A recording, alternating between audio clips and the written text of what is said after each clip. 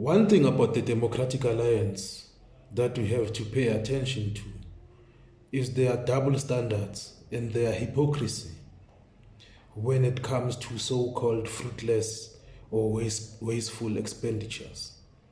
If you can remember, it was the DA that was complaining about ANC ministers driving around in big German cars and flashing their blue lights.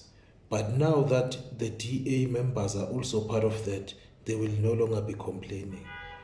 The same goes for the size of the cabinet. The DA had been complaining all these years, especially in Zuma's time, about a bloated cabinet. Ramaphosa's cabinet became worse. And now, this one, including the DA and others, is even worse. But the DA is not complaining. It's only wrong if it's black.